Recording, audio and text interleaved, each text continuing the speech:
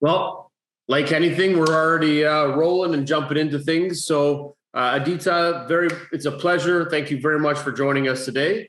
And welcome from Delhi. It's very exciting to have you. And we're excited to jump into a conversation with you around everything that you're doing. So, welcome.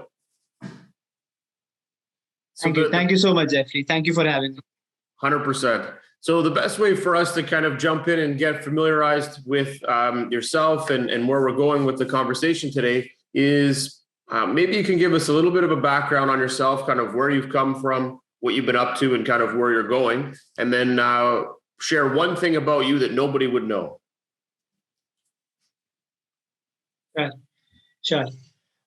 So my name is Aditya, and I hail from the capital city of India, which is New Delhi.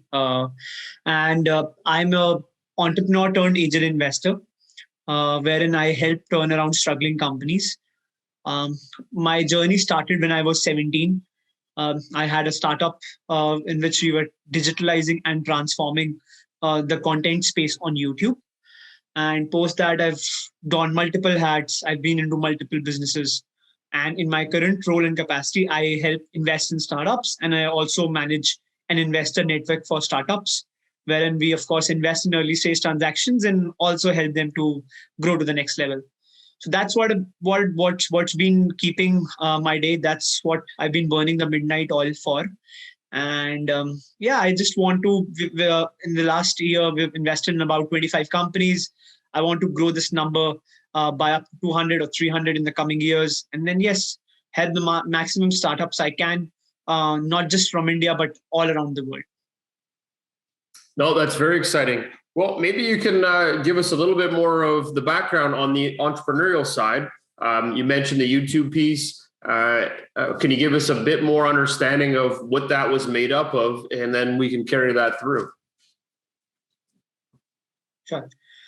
So this was an idea somewhere around 2015, 2016, where, of course, it was the new dawn of social media, right? People started utilizing that digital is the key, right? To help you grow in terms of an online presence. And we did not have Instagram back then. We did not have Snapchat back then. We had YouTube, which was a growing community where people were putting a lot of content, right? So it was like a California gold rush where people were just jumping on the bandwagon and putting a lot of content out there. So we figured out that white space and we wanted to monetize that. So not only were we solving a problem in which we help people to create quality content on YouTube, but also a platform in which we can help these creators find analytics for their videos, right? Because most of the times you upload thousands of videos, but you never actually know that are you improving with your videos or how are your videos doing on an individual basis.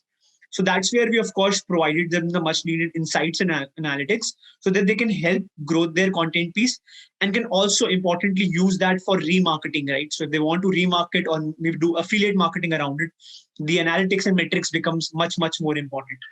That was something that, of course, we started. And then post that, I switched on to on multiple businesses. One of the business was in the housing accommodations, right? Wherein what I used to do was we were providing quality housing and accommodations to students around university, right? So in India, there are some universities in which students come from all around the country to study. These are some of the most prestigious universities, not just in India, but around the world, and some of the toughest to get into. So, of course, students come from all parts of the country and around the world to study in them. But the problem is that they don't get access to the right kind of housing or the right kind of accommodation, because hostels or condominiums can't house everyone, right? You have to go out and look for your own housing and accommodation as well. So that was one thing where we were trying to provide them, and also quality food at cheap prices was also our motto, apart from housing. And that's where we created a very beautiful concept around student housing and accommodation. So yeah, both of my businesses, Jeffrey, I ended up selling to other investors because, of course, I wanted to help more and more startups to come up. And that's where, of course, I became from an entrepreneur to an investor. Awesome. And can you give us one thing about you that nobody would know? I guess investors have a lot of things which a lot of people don't know about, right?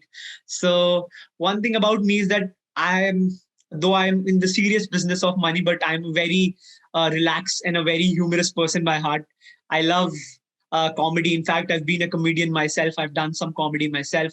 So I love comedy and I love things which are a bit on the lighter side. Very cool. I like that, having a little bit of a side passion and making humor one of them. That's pretty exciting. So you mentioned in your first company that you built that it was around helping and figuring out what to do in the YouTube space and move this out. So how important was it to learn how analytics and data help to grow a business? How important is that to all of the things that you've kind of structured over the last 10 years? How much has that been built off of data and analytics? I guess, Jeffrey, the pace at which we are moving in, data is going to be the new oil, right? Because every industry is now getting data oriented. Every sector which was unorganized is trying to get organized in these coming times. And of course, data is that medium through which you organize the unorganized sector, right? So data is going to be the key. And again, someone who holds that data in his or her hand has tantamount capacity to change around things and to make useful insights out of it. So that's where, of course, we as an economy are headed towards, wherein we want to make meaningful insights from a data. If, let's say, I know that the population in one particular pocket of the country is, let's say, 200,000, but I don't know the demographics of it. I don't know the deep down details analysis of it. So if I don't know these minute details to the very core, to the very bottom, I'm not able to generate meaningful insights from it. So that's where, of course, that was the motivation. That was the why of my company when we started. And what we did was we picked up about 500,000 videos which are out there on the internet, and we tried generating analytics from it. We scrolled some of the data from Google, which is available when Google does advertising, and some of it was generated by us, in which we were looking at these videos on a very personalized and a very one-to-one basis and seeing their growth on a daily level.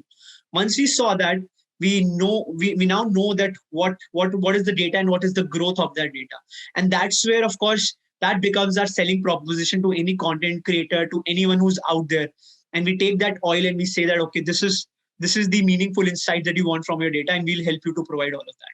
Yeah, that's where we are building all of this centering around data and generating insights from it.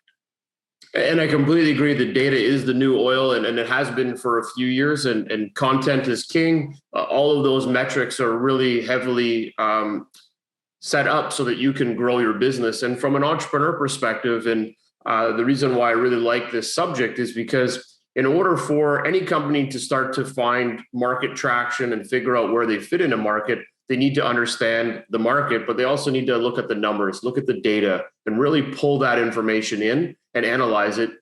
And being that you are on YouTube and creating a business, that whole thing is about data. Because if you don't sign up users, you don't figure out how many views you have, likes, shares, you don't have a business. So you really had to really understand that and then figure out, how do I get into other pockets that are going to really help my business grow and help people see me? What was some of the approaches that you guys used in order to expand on that?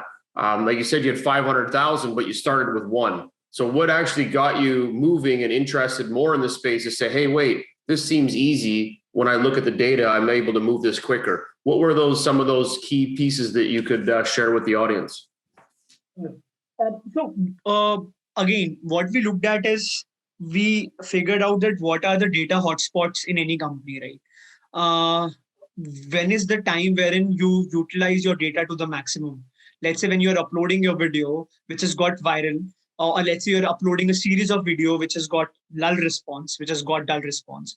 In both the cases, data is generated, right? Of course, insights and usability of that data is different, but in both the cases, data is generated. So what we were looking for is that that whole series or all of those clips wherein data surged up and went down, or maybe data went down, and we figured out those trends in the form of charts, And of course, we then, of course, did a backtracking analysis. What people do wrong is people start looking at data from a very microscopic point of view. They look at what are the likes or their followers, and then they see how to grow it.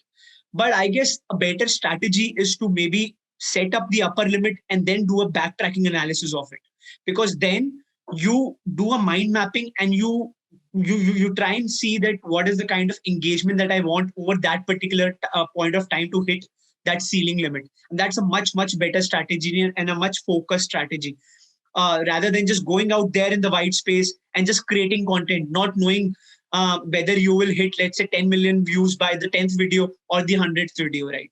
So that's where, of course, the corridor of uncertainty is there. Second thing, what we looked at is that what is the user-generated content in, if let's say it's an app, what is the kind of data which is being generated by the in-house users, right? And that is, again, one of the most critical aspects of it. Because even if whatever channel you create, right, even if it's a YouTube channel or it's an app, a large part of that growth would come in by the users, right? Users would share, users would generate content over it, users would discuss that product on the forums, and users would drive the growth eventually of that platform. So, of course, we were trying to see that what is the user-generated content over that piece. And the third most important thing is the collaborations aspect, right? Which is a very underrated strategy.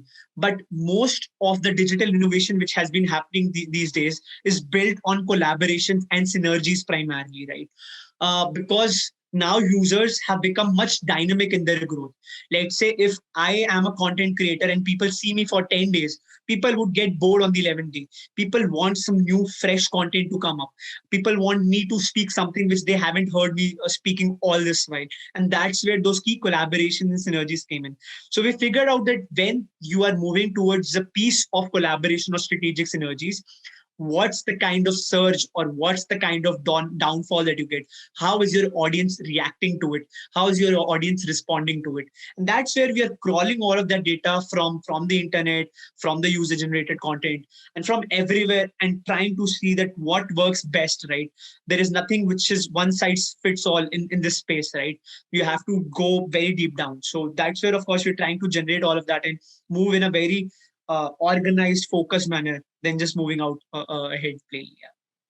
So it sounds like in order to create a business, one, you have to understand the data, understand your audience, but you also have to be very focused and test and retest and keep testing to see what takes. And this doesn't have to just go on content. This has to go on a specific product that you're trying to sell. This has to go on any aspect of a business. So in taking these KPIs or these different pieces of the business that generate the data to help you grow, while you were going through and getting traction and building this up and learning what your audience was interested in, how much of your business changed from year one versus year three? Did you pivot completely different because of the data and your audience?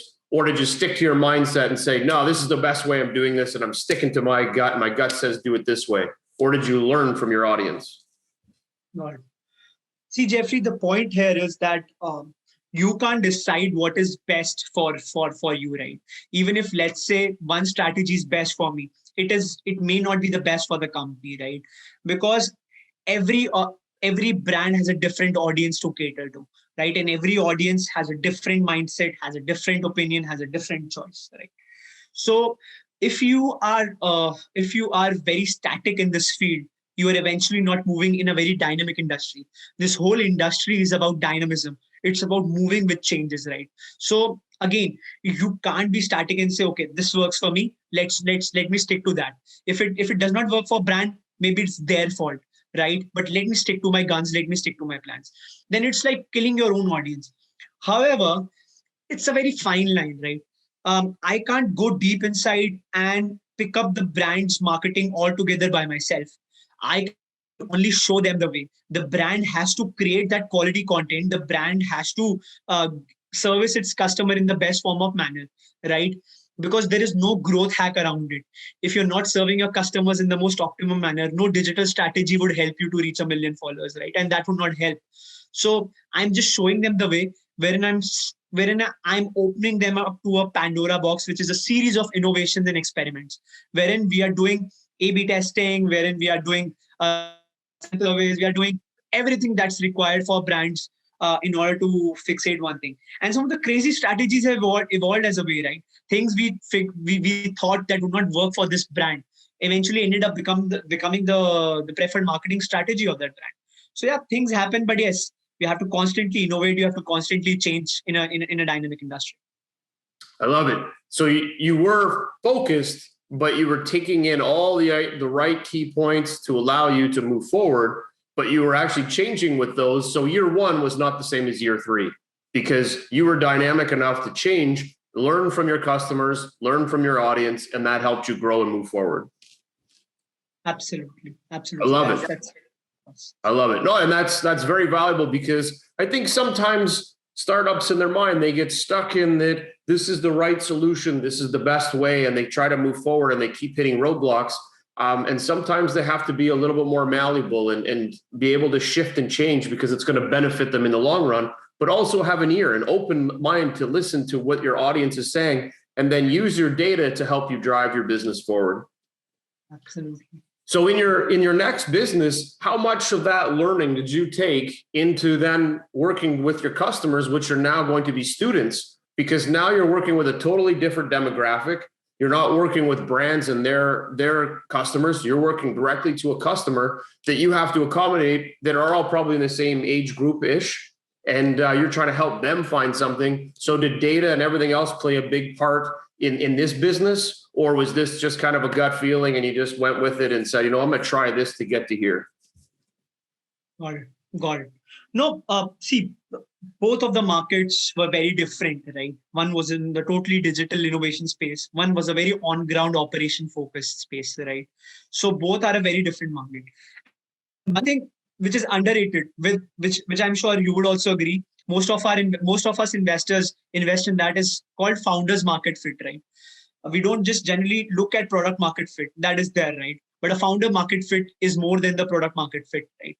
So eventually the founder has to evolve within every market. No market is the same. Every market has a different pain point to solve. Every market has a different strategy through which you approach, right? But again, learnings are there. As you said, Dave, year one was very different from year three in terms of how we were working with our clients. But some things were same from year one to the year three, which was the passion of the founders, which was the constant urge to satisfy our customers, which was the need to solve the problem in the best way we can, right?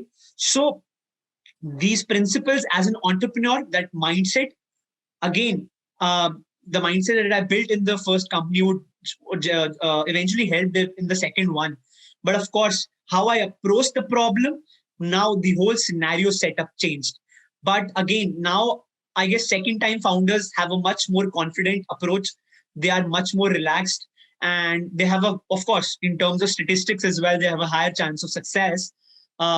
Even as short as by 35%. I was reading a book today, which Rework, which is a very good book, which said that 35% is almost the success rate of the second time founders in the second ventures, right? So of course, that success rate is there. That learnings is also there, that mistakes is also there, because at the end of the day, both you have to satisfy customers in every market, right? But of course, how you approach them, what's the strategy you find, what's the go-to market you build, what's the business model you build, everything changes, right?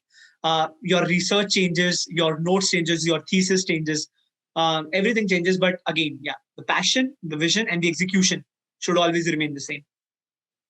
No, I love that. And the experience level changes dramatically too, right? You learned a lot from your first business, you moved into your second business, and maybe the principle of what you were looking for and what helped grow business one was a little bit different than what helped you grow business two, but your experience, knowledge, and passion is what kept you focused in driving that business out. Absolutely. That's well said. I love it. So now taking all this experience you have, and now you're moving into the VC world, what interested you in investing in startups versus building a third company? Jeffrey, maybe there is something in the founder's mindset, right? That once you've built a couple of companies, you've scaled a couple of companies. Now you want to give something back to the society, right? Wherein you want to see others prosper as well. Because by the time you spend time in the ecosystem, you see a lot of promising faces around, right? And you have those interactions. People celebrate your success as well, and you get close to people as you grow in the ecosystem. So of course you want to see some people succeeding, right? So of course at the end of the day, my larger vision was, since I started up young, my problem was that I started up way too early, right? Which is a very good thing, but of course in the mindset building it was the very tough thing, because I did not come from an entrepreneurial background. I did not have anything which was given to me on a tablespoon. I had to literally build everything up myself from day one. So of course, now I figured out that pain. And once I started speaking out to more and more of students, of course, through my venture or through various sessions that I did in colleges, I realized that entrepreneurship, something particularly in India, is a growing fad, and that fad needs to get caught up into a full-time innovation mindset. So yeah, that's when I wanted to make a shift. That shift was due, right? I figured out that maybe sometime later I'll do that. But I saw myself making it out there young. And that's when I saw that maybe if I start out young, I tell to these people that I want to help you, they'll get even more motivated. That this is someone who takes everyone along the way and helps. And that was the motivation through which, of course, I joined the world to help others succeed in life.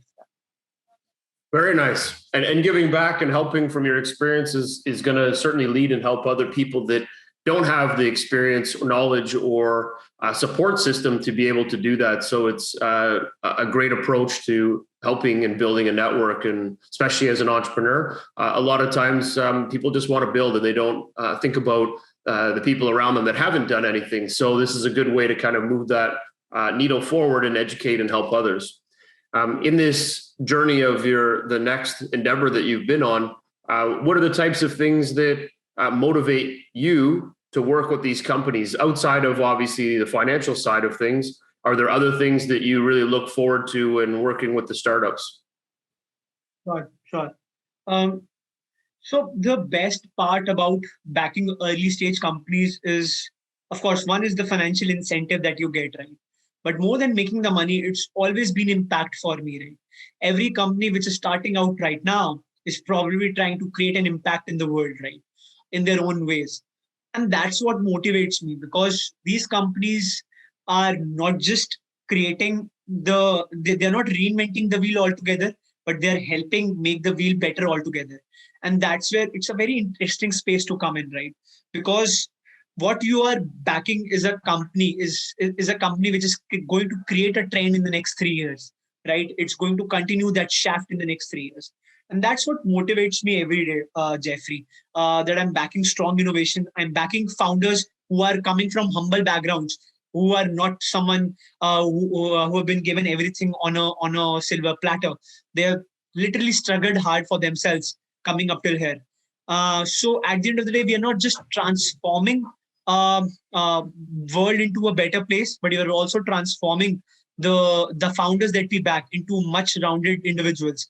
And the impact for it, the long-term value, what we say, right? The long-term value is immense, because these entrepreneurs that we are backing will not just go ahead and raise millions and billions of dollars in venture capital, but they would also employ a lot of people. They would be the innovators of change in the coming time, and they would actually create the world into a better place than what it is. So yeah, that's what motivates me. Trust me, every day to back these companies.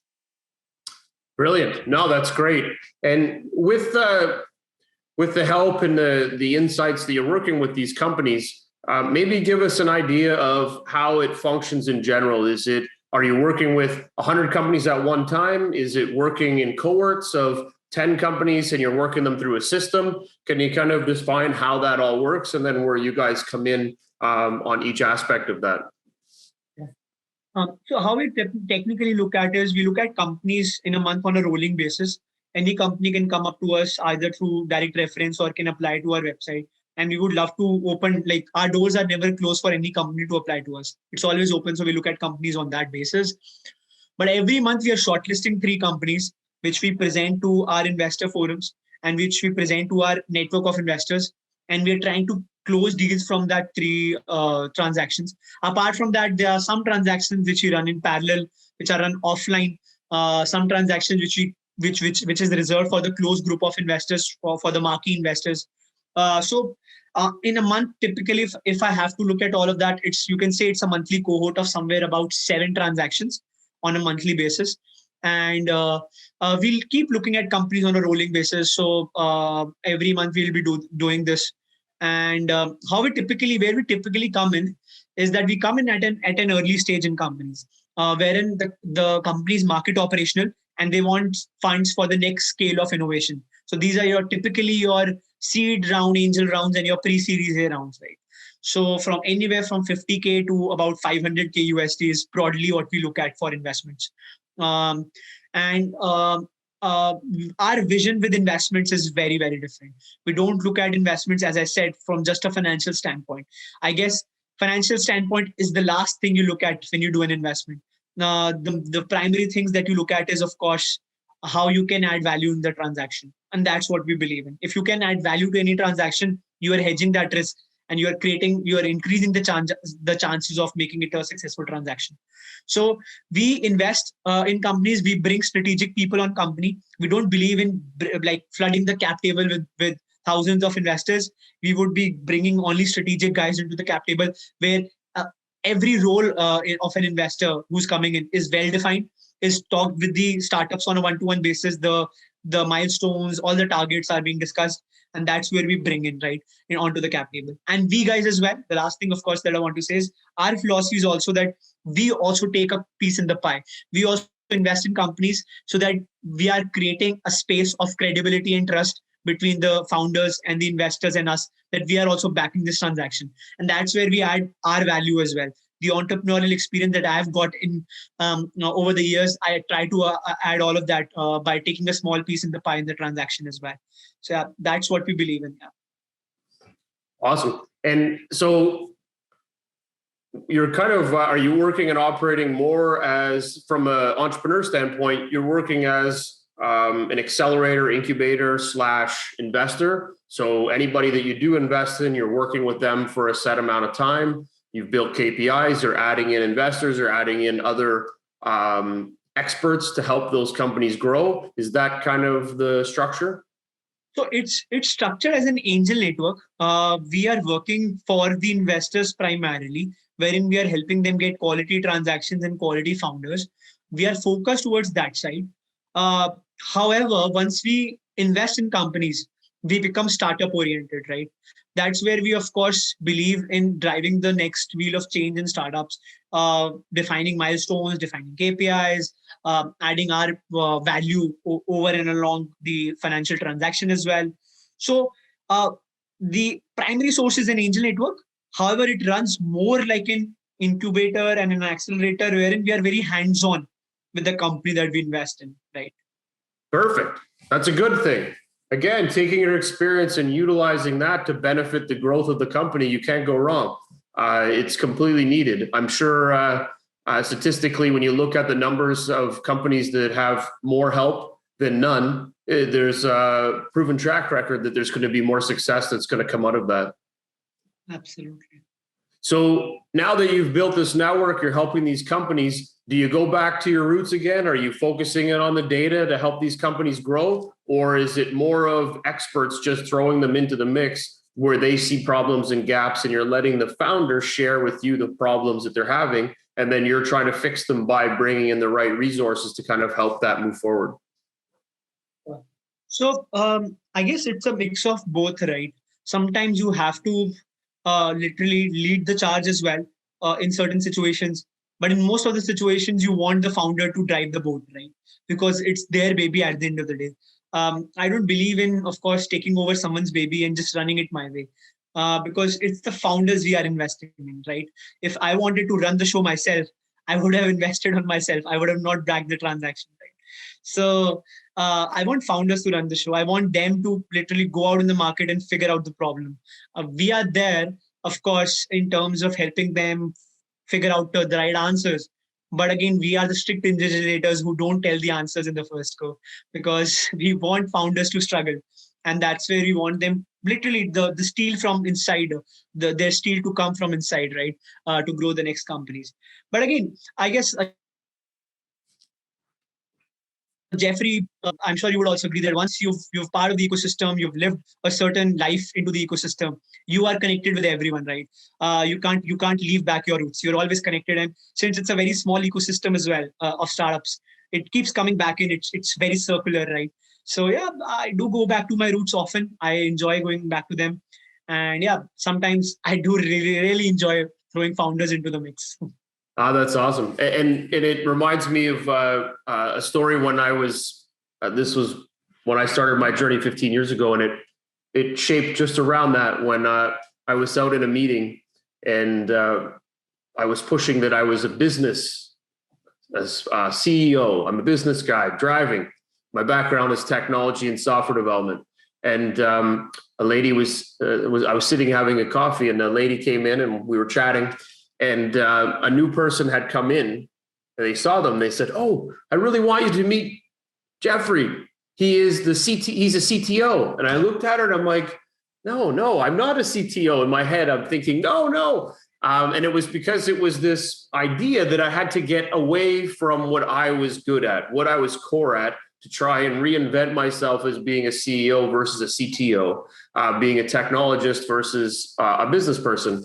And it was interesting that years later, it caught on that, why am I trying to be something that I'm not? Why don't I just be what I'm really good at? And over time, I was able to accept that it wasn't a bad thing to have that experience. And it sounds like, and the reason why pulling back on that data thing is that when you've got something that's quick and easy and needed, it's easy for you to deploy that into other businesses and see what value that you can help them with quickly.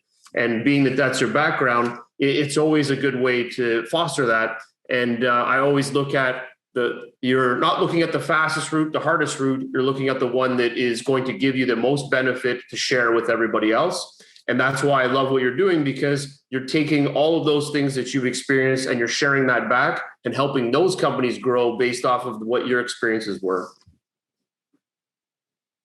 Absolutely. I think that's how the value of any transaction increases. What we are looking at is that we just get too much involved on the cap table. How much shares do we eventually have?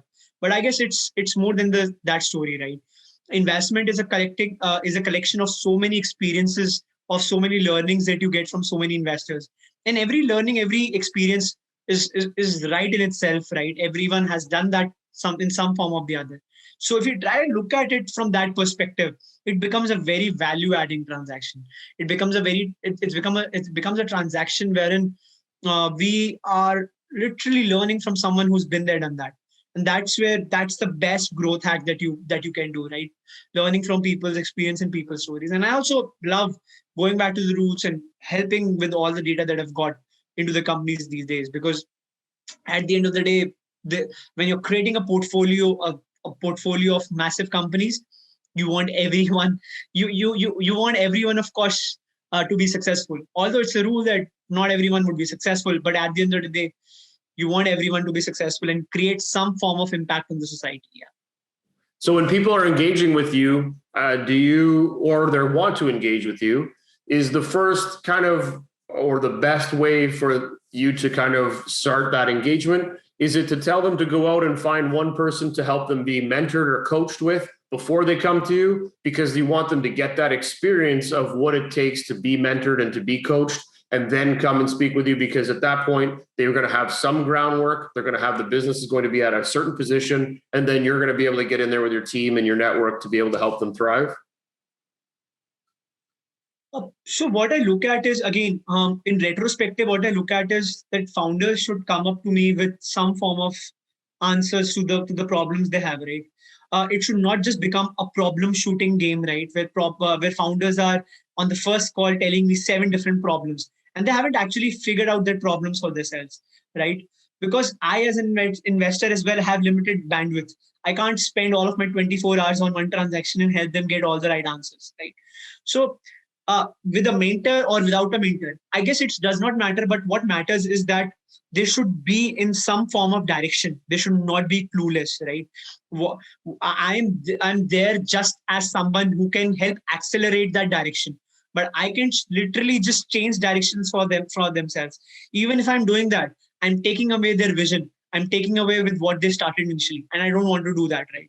I'm not someone who wants to kill someone's dream and tell them, okay, this is the right way to follow your dream, right? I don't want to be that bad guy in the room. So, yeah, a mentor or mentor does not matter. But yes, you should have something figured out for yourself, something where you've struggled hard, you've gone to the market, as you've gone to 10 customers who've said no, right? It's okay for me if 10 customers have said no. But if you don't even know why they've said no, then that's a problem for me, right? Because then it's a spot of bother. It's like aiming in the dark without even knowing where the direction is. And that's a big put off for me. So I want them to figure out some things for themselves in the direction where they're headed towards. Aditya, that's awesome. It's spot on. I love it. Well said. So we're going to kind of transition now. We've kind of went through this amazing little journey of kind of where you've come from, where you've gone to, how you help people. It's brilliant. I love it. We're going to jump into the rapid fire questions before we get into a couple personal questions. I hope that speed works for you. Absolutely. We are all about speed. I like it. All right. Well, and some of the questions you've kind of answered, so we're just going to kind of take another picture view at this, but so we'll skip through a couple, but what is your favorite part of investing? Exits. All right. It does work. It does work. How many companies do you invest in per year? About 25. 25? Yeah. Massive. You're on the upper echelon of investments. I love it. Any verticals you like to focus on? EdTech, education tech, fintech, and SaaS companies. Okay. In the due diligence, before you make a commitment, is there a certain thing that you need to see from that due diligence before you make an investment? I need to see the founder's due diligence. I need to see that our founders actually, in terms of confident of what they are saying, something that never gets covered in due diligence. But I want to see that qualitative aspect. Okay. Timelines for investment? About 30 to 45 days. Okay. Is there anything that you focus on in your due diligence outside the founders? Is it on the paperwork? Is it on the legalities? Is it the product market fit? Is there other things that really jump to the top of the pile?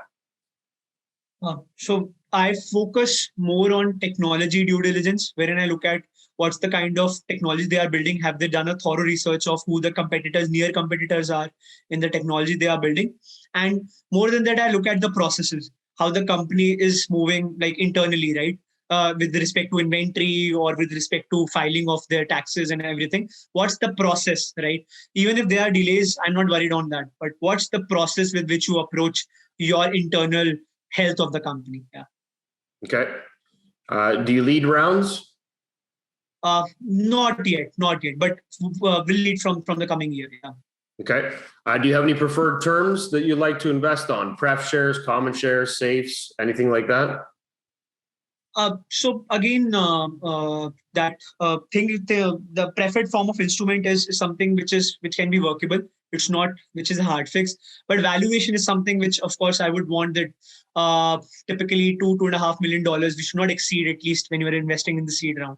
As a founder, I want a bigger. As an investor, I want a bigger piece of the pie when I'm investing in an early stage transaction. Yeah. Okay. Do you do follow-up investments? Yes, we do that. And percentage? So it's a new portfolio. So we've just done follow-ons with the two companies that we've done, but most of the companies will raise follow-ons from this year. So yeah, we'll take that. Okay. And do you take board seats? We take observer seats. So we don't take like a voting seat, but we take observer seats as a part of a network. Yeah. Okay. Perfect. So the last question, and this is kind of more of the positive, exciting story that you can think of working with a startup. It could be one you've invested in. It could be just ones that you were working with. And it's kind of that heartfelt, trigger-pulling kind of startup entrepreneur where they were able to overcome the world's craziness and launch amazing business and have some success. We like to tell those stories where it just is amazing and it blows your mind, because there's stories out there where it motivates a startup and it cheats an entrepreneur to show them what it really takes to be an entrepreneur. Do you have kind of that quick story that really makes people feel like, wow, that's what it takes to be an entrepreneur. I'm in. No, definitely. So there are plenty of stories that, of course, I've witnessed and I've been a part of. But there is, of course, the first investment that I made. Right, we made in a company called Clear Dekho. So it's a budget eyewear retail chain company. Right? So there are a lot of global brands which are selling eyewear. Right, there's Luxottica, there's Warby Parker, there's Ray-Bans of the world. Right, but there's a very untapped market segment which is particularly prevalent in India, which is the rural segment, right? A lot of people have problems of correct eye vision, correct eyesight, but they don't have that paying capacity to afford these luxury brands. So you need eyewear for the lower strata of the society, for the bottom section of the society, and that's where Clear Dekho was a company which came in. It had no sophisticated technology. It had no sophisticated lines of code which was written on it. It started out with a simple problem that we want to empower 1 billion people in India which have a problem of correct eye vision, and we want to empower them. And that's where we invested in just the founders. There was no correct business model. There was no correct technology. There was no correct marketing plan, acquisition story. There was nothing on the table. But we invested in the founders and the vision. And once we invested, they had just one store. Their valuation was well below $500,000. Once we picked that investment, and again, that investment was something which was laughed by everyone, right? That how would this investment actually work, or how would this model work, right? Wherein it's no technology, how will you scale this up? So we made that investment. I, of course, had something that maybe this will work, and we now, of course, have about 90 plus stores across the country in about 2.5 years. Our valuations are probably well over $10 million, and we've raised multiple rounds of funding post that. And yeah, we've been generating some crazy amount of revenue, and I would say we are almost half in our mission of empowering about 1 million people. So that's one of the craziest stories of investment that I personally have witnessed in my short term of investments till now. Yeah, I love it. Great story, and you're right. Sometimes people don't see the opportunity because they feel that it's oversaturated or there's a million reasons. But you were able to see that and jump into it and help them grow. So that's exciting. And you're right. It's about the founders. It's about their drive. It's about understanding what the opportunity is and what they see in their eyes, right? Absolutely. Absolutely, Jeffrey. That's well said. I love it. All right. We're going to ask a couple personal questions just before we get close to finishing up here. All right. Favorite sports team? It has to be Manchester United. What? Oh, man, you should be an Arsenal fan, but that's okay. We'll let you have it. They're not a bad team. I love Manchester United from the old era when Ronaldo and Rooney and all of these guys were there. Right? No, that's brilliant. Yeah, they're all great players for sure. Okay, next, what is your favorite movie, and what character would you play in the movie? My favorite movie is Joker, and I would definitely play Joaquin Phoenix. Yeah. Joker and Green Phoenix. Yeah. I like it. I haven't. Is it the new one you're talking? Like the Joker, the one that just came out? Yeah. The one for which Joaquin Phoenix won the Oscar. Yeah. Oh man, that was an intense movie. Very intense, but it was a crazy movie. I loved his free spiritness about life, how he was just living life to his own terms. Yeah, no, that's a great choice. I would say that it's something I would need to see again, but it wasn't too long ago that I did watch it. So great movie, and you know what? You learn a lot about how someone envisions themselves in a character in a movie. So I get to learn a lot about you today. Learn about the styles and all the things that you guys have done. Congratulations on all the success, and continue to keep pushing and helping startups. You're a good man. You're doing a lot of great things in the environment. I listened to lots of your podcasts and other things that you've done, and you seem to be very well positioned, down to earth, and very approachable. And the mind that comes to me is a very Dalai Lama style of a person, which I think is amazing. So kudos. I'm glad that we got to spend some time talking today and explore, again, everything and what you're about and what you're doing. And I want to thank you again for joining us today. So thank you. Thank you. Thank you so much, Jeffrey. It's a pleasure being with you. And thank you so much for your kind words always. And of course, I wish you the best as well. You're doing a great job with this podcast and 1,000 other things through which you're empowering the ecosystem. And yeah, I wish you the best in your journey and I look forward to staying connected.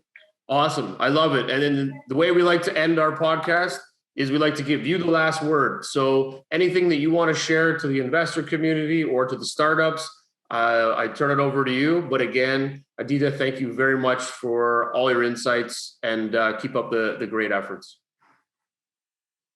Thank you. Thank you so much, everyone who's listened up us here till now. And to all the investors community as well, that I would say is that you guys are doing a great job, but the job is not even halfway done, right? It's a long haul till we empower more startups all across the world to come up and solve exciting problems, not just for one country, but across the world. And we have a very important role at hand because we are literally at the shape of our innovations. So I just wish you all the best. And I hope that you bring more and more of people into the ecosystem, into the investing ecosystem, and you spread more knowledge and awareness about startups and about investing in startups as an alternative asset class. That's about me. And always add value. Don't just look at investments from a financial strategy. That would happen eventually. But look at always adding value in whatever you do and bringing valuable people to any transaction. Yeah, that's what I want to say. I love it. Add value. Done. That's the line for today. Add value. I love it. All right. Aditya, you're a good man. Have a brilliant day. And thank you again for joining us. Thank you so much, Jeffrey. Have a great day as well. Thank you. Awesome. That was great. Really enjoyed talking with Aditya. He has listened to lots of his content and things that he's done. And he's come a long way in a short amount of time. And I love it. Add value. I can't say that enough. Find ways to add value to the startup community, to the investors, to people in your life. Just find ways to bring value, and you will find that a lot more things are going to come back out of it when you're able to be there and be a crutch for somebody and help other people out. There's a lot of value there for sure. And again, going back to some of the things he talked about, which was certainly focused on data analytics, being able to understand how this helps shape your business, look and learn. All of these things are going to be beneficial to the growth of your business. Pay attention to the numbers and have that passion and keep growing. He made a lot of valuable points. And like anything, check us out on all of the streams for podcast. We've now made that live, so you can check it out anywhere from Apple to you name it. All of the places you can find that. Check us out at opn.ninja, supportersfund.com. All the places where we share content. Share, add us on social, and looking forward to keep communicating. Have a great day.